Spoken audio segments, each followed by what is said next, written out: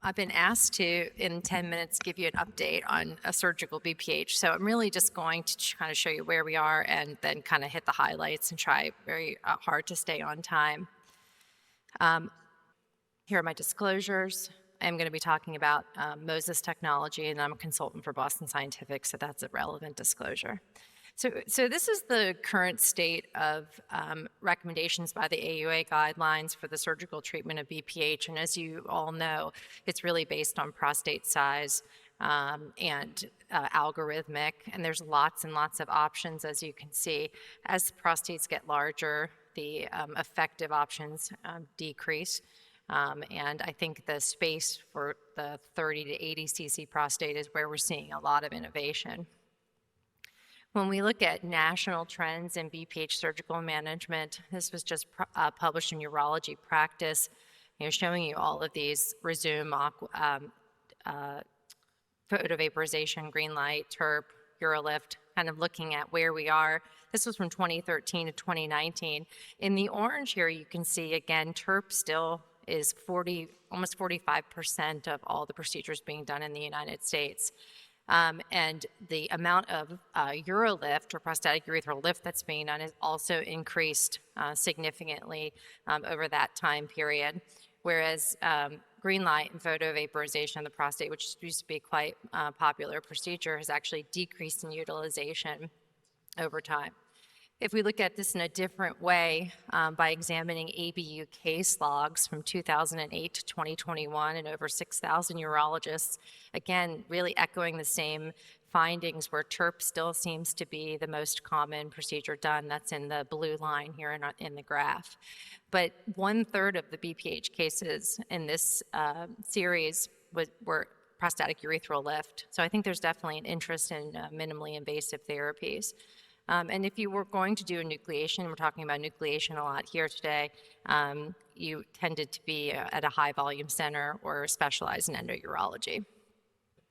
So what I'm going to do is I'm going to start from least invasive to most invasive and just give you like little snapshots of what's new or what's different in these different therapies. So I'm going to be talking a little bit about the Optilume BPH system. The Pinnacle study was published in 2023 by Steve Kaplan's group. Optilume BPH is paclitaxel-coated dilation system, so it's both mechanical as well as pharmacologic. The paclitaxel is an anti-proliferative agent, so once you have the mechanical dilation, the idea is that the paclitaxel pharmacologically will maintain your luminal patency. Essentially what this balloon is doing in my mind is creating an anterior commissurotomy and then delivering the paclitaxel. In this Pinnacle study, it was 148 patients randomized 2-to-1 Optilume to sham with prostates mean size of 45 cc's. And when looking at 1-year outcomes, there was a mean reduction in IPSS scores of 11 points. And Qmax improved 10.3 milliliters per second, which was 125% improvement, with really no impact on erectile or ejaculatory function. And the majority of the adverse events were minor. There were a few patients that had hematuria and one false passage. And then this data has been updated in the 2-year follow-up for Pinnacle. 67.5% of patients still considered to be responders in terms of IPSS score reduction, 23 to 11, and QOL improvements of 4.6 to 2.2 with really maintained flow rates. So, I mean, I think this is, not very non-invasive, and obviously we want to see what the durability is going to be long term, but maybe fits nicely into the armamentarium, particularly for high-risk patients. Well, we're at a focal therapy meeting, so I feel like we should talk about TULSA, or MRI-guided transurethral ultrasound ablation. This was a phase 1 study at 12-month outcomes of men that were treated with TULSA for BPH. 10 men treated with prostate volumes of about 50 cc's. The time the procedure took was about 53 minutes, but showed significant improvements in IPSS from 17 to 4 and Qmax from 12 to 21 with 48% prostate volume reduction, which is actually higher than you might have seen with green light in the Goliath study. So this seems to be potentially an up-and-comer. Again, no change in continence, sexual, or ejaculatory function, and all of these patients discontinued their medications. So very small study, but perhaps more to come here. Well, as I said, we're going to be talking a lot about enucleation here, so I just put a few additional slides. This is a lot of what I do. I think what we used to always refer to the energy we're using, whole up, full up, there's, you name it. But I think you can see by this slide, there's so many different energies you could consider using at this point. And so really what we've done now is come to use the terminology anatomic endoscopic enucleation of the prostate. So I think, it's really the premise of removing all the transitional zone, not so much the energy that you're using. Well, when we look at things that have changed in terms of energies that are used, certainly the benefit of using holmium pulse modulation for enucleation procedures has been shown in multiple studies to be beneficial. I'm showing you how the laser vapor pulses look different in the regular versus the Moses. It's kind of double bubble phenomenon. The idea is you're getting more energy to the target tissue. We did the first prospective double-blind randomized trial looking at Moses for holmium laser enucleation and saw a benefit in total operative time, mostly related to hemostasis. And this has been duplicated by many others. This is a systematic review of meta-analysis of 7 studies of over 800 patients showing shorter enucleation time, shorter operative times, and better hemostasis when you use the Moses pulse modulation. And the major change, you can say, okay, well, who cares if it's 20 minutes less? The big change was we started sending patients home the same day. And so when you're thinking about, one procedure versus another, you could say, okay, for the 80 cc prostate, I could do an aqua ablation or I could do a laser enucleation, but who's going home the same day? Right now, we have good data for the enucleation patients, and hopefully that'll be up and coming for aqua ablation too. I'm not going to be covering that in too much detail because Dr. Zorn's going to be talking about aqua ablation later. But in this study, by Amy Krambeck's group, 87% of patients were able to go home same day after a laser enucleation that was using the Moses technology. Well, we're going to see in our hands-on lab today the thulium fiber laser for enucleation. It's obviously gotten a lot of press for use in stone disease. It has been utilized quite effectively there.